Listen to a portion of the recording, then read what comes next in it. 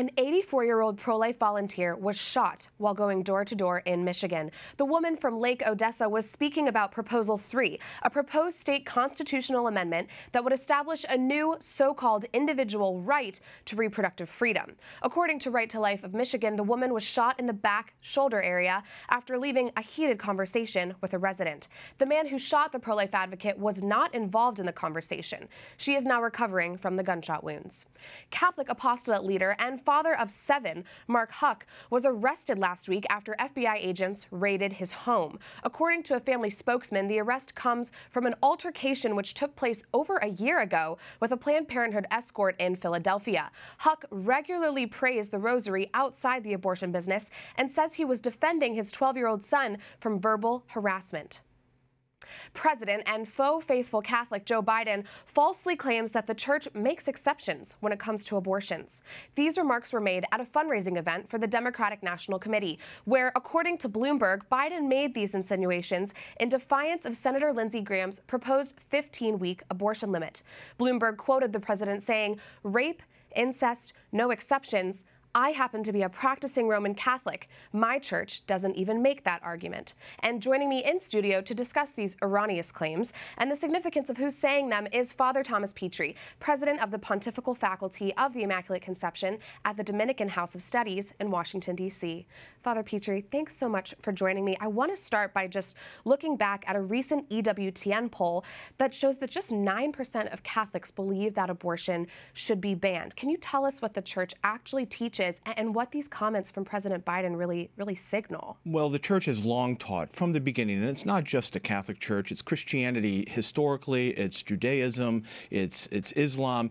The religious of the world have always taught that life is sacred, and abortion is absolutely an intrinsic evil, and there is never any reason to murder an innocent child. In his comments, President Biden was astonishingly wrong, and now he's either self-justifying or he's really poorly catechized. You know, the fact that 9% of self-identified Catholics think that abortion should be banned and only 9% probably says more about the fact of catechesis, says probably more about those Catholics who aren't going to Mass regularly every Sunday. Sure. I mean, I'm sure that percentage is much higher among those Catholics. Yes. Yeah, and that poll did point out that the majority of Catholics want some limits on abortion, so that is good. I think that is a catechesis gap there. You're right.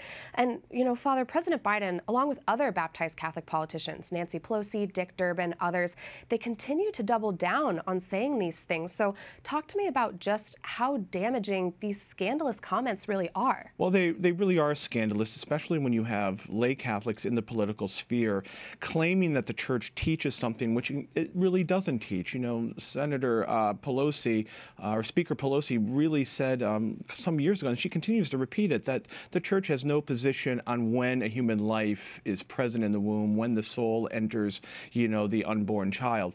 That's simply not true. While it is true that some theologians historically, like St. Augustine, St. Thomas Aquinas, really debated and questioned when the embryo was significantly or sufficiently complicated enough to, say, have a human soul, those saints, and every saint of the Catholic Church and every doctor of the Church, every teacher of the Church has said, regardless of when life begins or when a human person is present, and we now know it's from the moment of conception, abortion is always wrong. St. Augustine would never have advocated abortion, and neither would St. Thomas Aquinas or any other saint of the Catholic Church. Thank you for pointing that out. And how would you attempt, Father, to reason with someone who doesn't see this issue the same way that we do, someone who doesn't understand that inherent humanity of the unborn child, especially in difficult circumstances, you know, a difficult pregnancy where the outcome might not be clear?